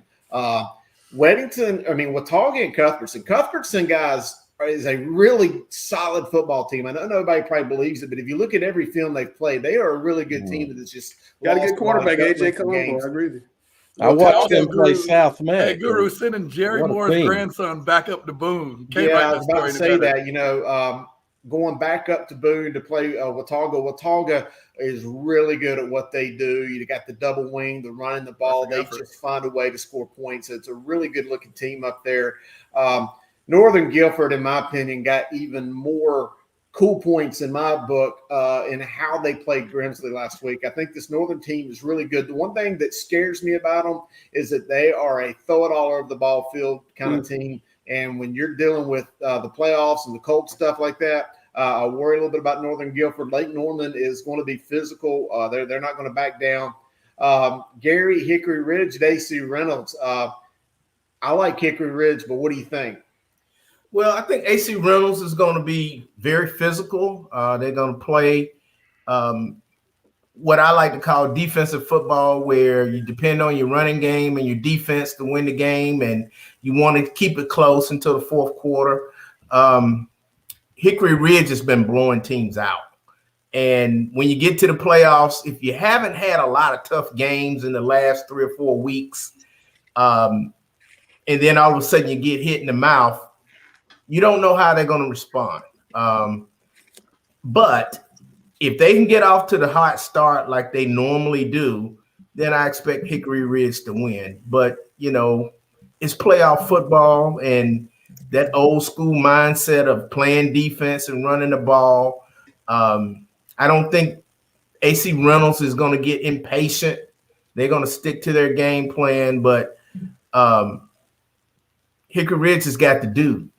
Yeah. The dude. They got the dude. And if Garrett was doing Mr. Football, we know who'd be number one. Well, another team. I'm with Gary though. Like, I'm gonna say it right now. I want Smothers to come up with this best Ric Flair thing. You know what I'm saying? To be the man, you gotta beat the man. You know what I'm saying? Like, do some type of little skit, and we'll post it on our show. All right, let's get these last three so we get to your feature games, Chris. Well, by the way, we might get a chance to see Smothers and Hickory Ridge go back at it again next week. Anyway, Chambers and South Caldwell. We have a feeling that's going to be a tough game for South Caldwell. But they won't. I'm saying 200 yards. They're a physical team, though. No, they won't back down. Reagan and Porter Ridge. I really like Reagan in this game right here. Porter Ridge, it's going to be a close game. It could go either way. Reagan is really battle tested, and they're really good as well. Grimsley at Cox Mill. I think we have an idea. They played last season in the regular season, and it was not. I'll take Porter Ridge in that game. But let's talk about our game of the week in this week's. Well, wait, Chris. Before we get to the game of the week, I want to let you talk about the games you think are going to be the best, just real quick there. Yeah, well, I kind of already touched over them, but I go again. Holly Springs again, come on strong of late. They're taking on a team I think it's much better on defense in Leesville Road. Laney is really good, especially at quarterback and receiver. They have just been putting up buku yards all year long. I think that they're just a little bit better than Fuquay. Fuquay might be a little tougher. Laney's a little faster. Rollsville at Pinecrest, again, I mentioned that. I just think it's an unfortunate draw for the Patriots. West Forsyth, mentioned that one. We'll talk about that here in a second. We kind of broke down Catholic at Marvin Ridge. Two tough teams. Catholic typically finds a way to win, though. Yeah, I just think that's so ironic that those teams got to play Catholic in the playoffs if they want to keep going. That's right. It's like the association just has a cruel sense of humor. Ironic. All right, it's time for our game of the week. Grice, you ready? You got your water, throat clear? Here we go.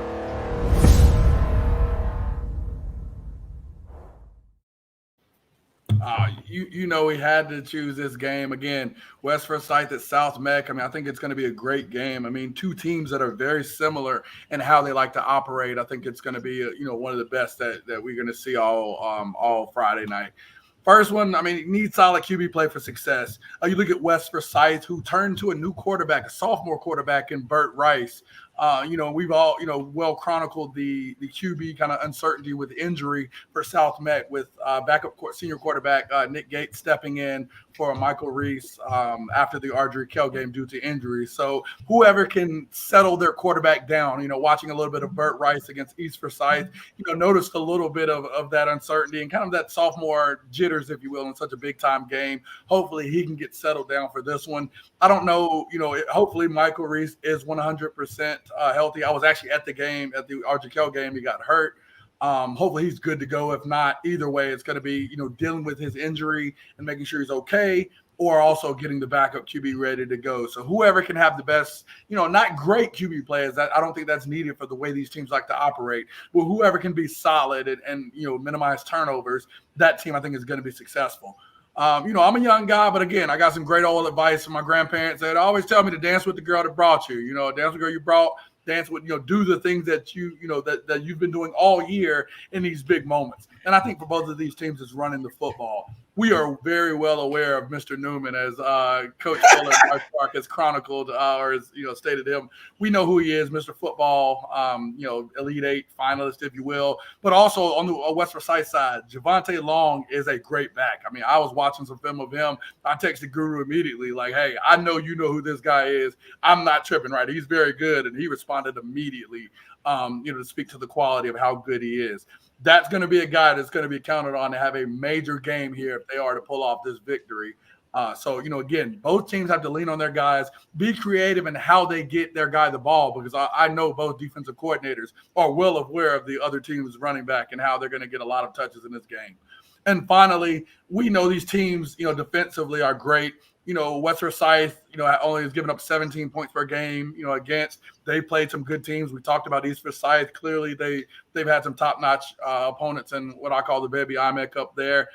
South Meck, they've only given up 9.9 points per game. Shoot, this Friday will be 3 weeks to the day in which they've last been scored on. I mean, and that includes Myers Park in that. So, I mean, they have an outstanding defense. I mean, you look at West Forsyth, the two brothers, Caleb David and Mac David, are going to be vital if West Forsyth is to slow down Jacob Newman in any way. Even on the South Meck side, you've got the Reddick kid at linebacker, the senior. Panos Burlos is, I feel like he's been starting varsity for 4 years. It feels like, of how much we've talked about him. And also a guy for me, Benji Tidwell. He had a pick in the Myers Park game, and I thought he played pretty well there. These are going to be those stars on both sides of the ball on defense that I think are going to be key for the success here. But ultimately, to me, it's going to come down to, the stars of this game. And whoever stars have the better game, that's who's going to be a team to win. Yep. You mentioned Mac David. He was on our preseason football Mr. Football watch list. Son of former Carver head coach Brent David. He's one of the best just all-around football players, hand in the dirt linebacker. He's a running back on that team too. He's really good. So they'll have to deal with him as well. But, hey, we're in the 3-shot. We know what that means. What time is it? Lock the cage, baby. Lock the door. Welcome to another edition of Thunderdome.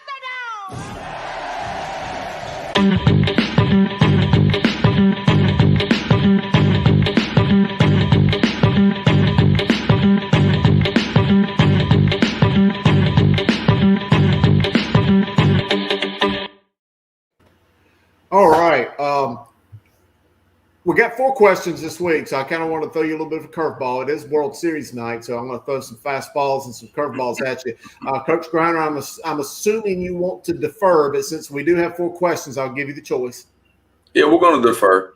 All right, well, we're kicking off to you, Grice, and let's go ahead and hit it here. Round number 1 of Coach versus Coach. Excluding Chambers, which seed, 7 or lower, is making the most noise in the playoffs? We talked about them already. I've always said, until I see them on the ground and their heart's not beating, you cannot count out Charlotte Catholic. You cannot count them out. A favorable draw with Marvin Ridge, a team that I don't think is unfamiliar. If I'm not mistaken, grew off the top. I think they've got Northern Guilford would be that next game. That's a sneaky game in which, again, a team that's not super familiar with Catholic, they can sneak by them. I think it'll be a tough chance, but we've seen Catholic do more in a lot of these situations, and that's just always a team for me that is going to come out here battle tested, ready to go. Their kids believe they win state championships. Their kids believe, and it's something to that when your kids always expect to do their best and expect for that result to be positive and favorable to them. Don't count out Charlotte Catholic. Yeah, it's hard to count out Charlotte Catholic. I mean, they've been doing this for 4 years straight. They won 4 state championships in a row. I mean, they're very difficult. I think they got a great draw. If Hickory Ridge, I think Hickory Ridge and South Met got tough draws, both of them, and I think both of those would be my other sleepers. I think South Met can do some damage, and I don't think Huff really would want to play the South Met team as well. That's a tough matchup in the second round. But Hickory Ridge, I mean, think about it. Chambers has got to come to Hickory Ridge if they both win. That's a different environment than playing at home. And I think they don't have that scared factor at all. When you go into the game against Chambers, that first quarter, it's a wow factor. Then all of a sudden, if you can play with them, now they're going into the game. They know that they can play with them. So I think Hickory Ridge can make some noise as well. No, I agree. And just to throw it in there in the 3A, I have a 23rd seed going to the championship in Scotland County. We'll see if that plays out. But I think that if they can get past, I think the 10 seed in Southern Durham, I think either of those can make some noise. But anyway, Coach Griner, you're going to be up now for this next question. Should state semifinals be played at neutral sites in the East and the West? No, I don't think I think that whoever's got the higher seed, if we get the seeding stuff correct in the future, it's the way to do it. When you go to the state championship game, that's the neutral site.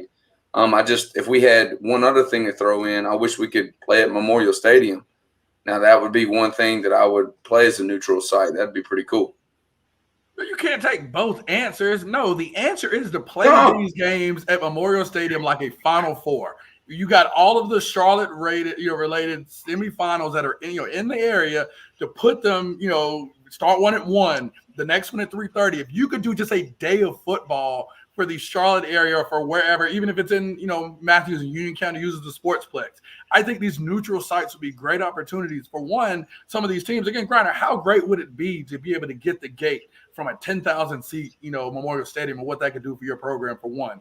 2, to get all of your alumni, to get everyone out there, to get neutrals. I think it's a great opportunity to make these games pretty big. Basketball gets that opportunity, and I think you see that even in college with the Final Four.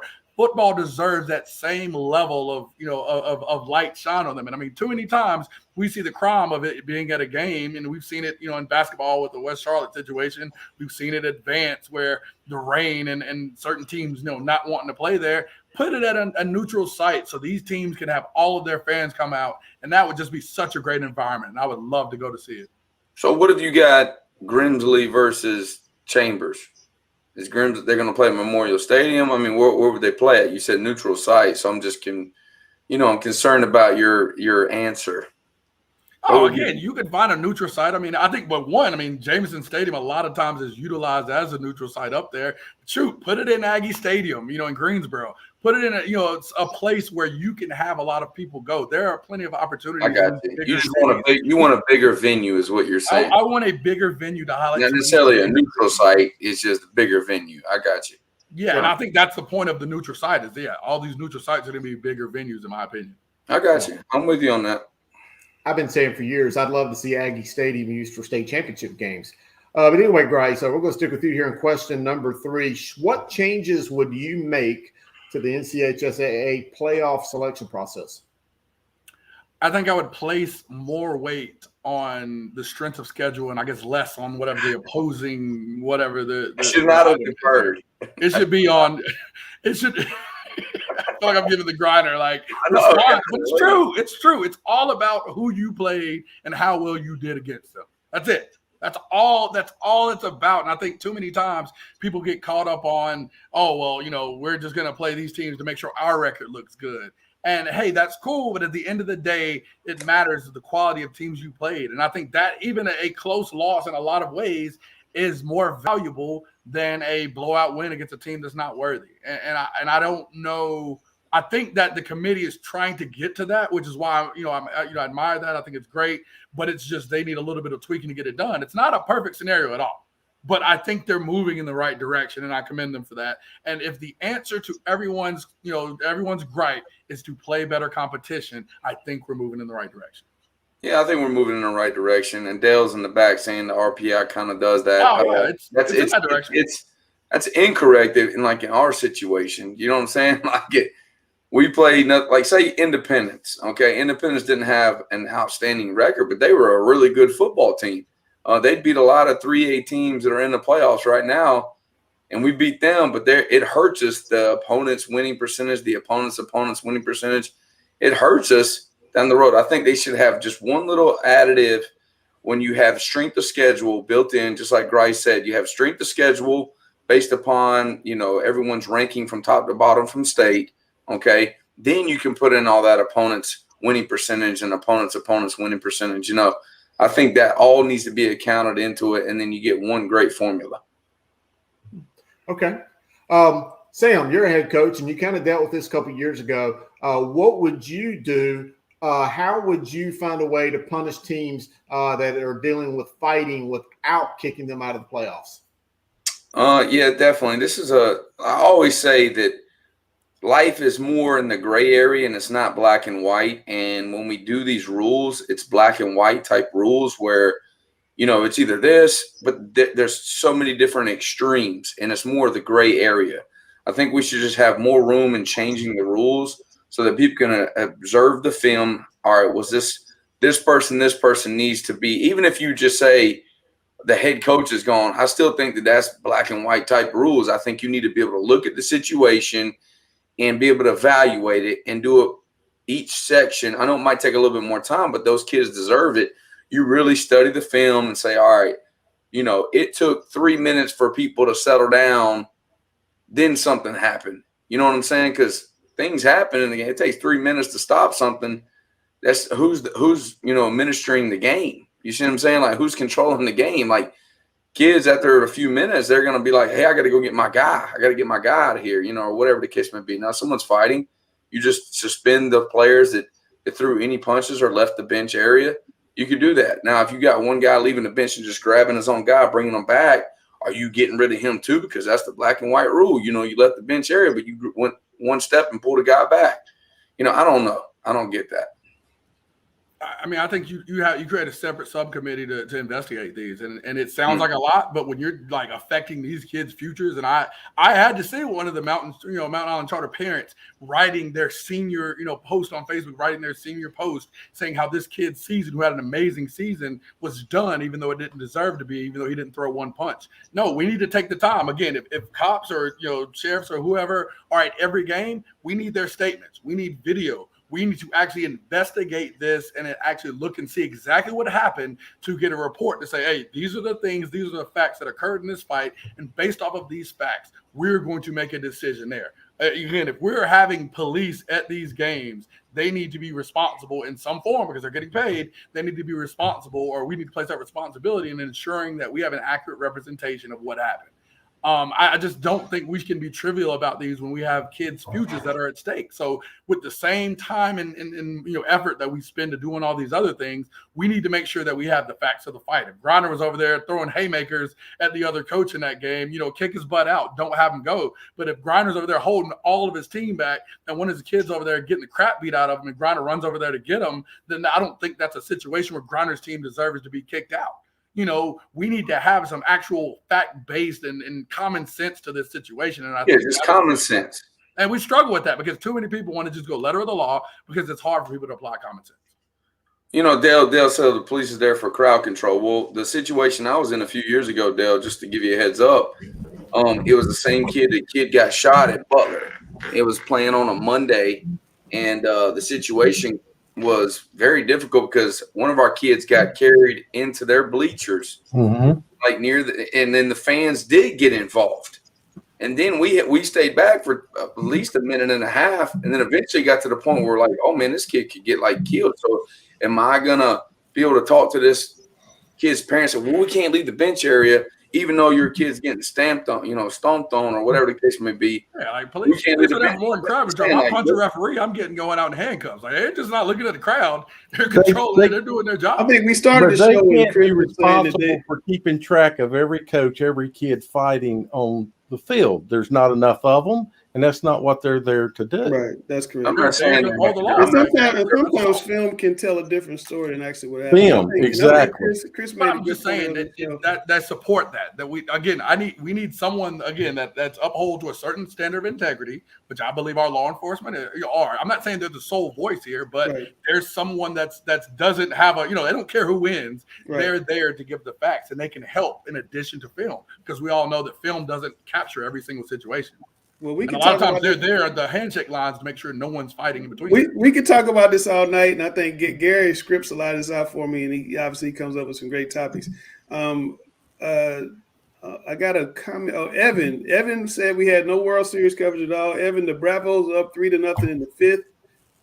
We're trying to go watch it. there's That's the what World Oh, Series watch coverage. the top, baby. we're Come biased. on. We're biased. They're about to close it out.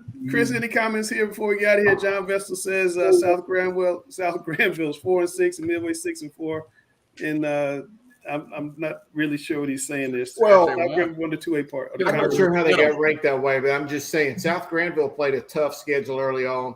I think that they will probably be rewarded. I think that's a tight back and forth kind of game. I think John's son, by the way, is the quarterback at South Granville. I think South Granville's a really good looking team, and I would like my chances against Midway, although it'll be close. Fellas, I keep trying to tell y'all week after week, and y'all think I'm kidding when I say he's the number one voice of high school football. He knows parents, man. There's nobody on any show, any newspaper, anywhere. I'm telling y'all. I mean, there's just not. And I'm The only downfall is his percentage is going to go way down after these playoffs. Gary, he literally said his third cousin's second brother is the running back. I know, right? I know, right? That's why I say. All right, we're heavy, and we reached the time of the show. It's time for the big star to make his big proclamation. Not no big star here, but big shout out to my boy. I told you earlier before we started the show. One of the things I look forward to every week is going to church early in the morning and meeting with my brother Jupiter Wilson, enjoying service together and worshiping. It's a great deal. I'm rooting hard for him, even though I got my own game. Last year I went to his playoff game, and I really was rooting hard for him to be a part of his first win in a playoff setting. This year he's going to get it done. Go Hickory Ridge. Sorry, can't be there. We got our own game, and we planning on winning too. All right. Well, I thought you were gonna go somewhere else. I thought you were gonna get on Chris and pick it against you, but it's all good. That's all right. I'll let him show up to the game later on. I will. If y'all play Kings Mountain, I'll be there. The Bravos are now up 5-0 in the top of the fifth. So Atlanta's gonna be going nuts. So in just a second, they're gonna tear down Peachtree Street or all 800 Peachtree Streets. Yeah. And Kings Kings Mountain Mountain I said which one? All right, guys, we got the replay coming up. We'll have it next week. We're going to talk playoffs again, just like this. Bring your questions, bring your comments. We're going to turn the guru loose, let him get hoarse, talk about football. We'll have plenty of coverage this weekend. The super team is coming. December. And I'm Langston. That's Coach Griner. That's the guru, the number one voice of high school football, the great Dale Ross, Gary Richmond. The substitute teacher is Grice calls him, and Jonathan Grice, the assistant coach at Valley Creek High School. And we are talking preps. Hey.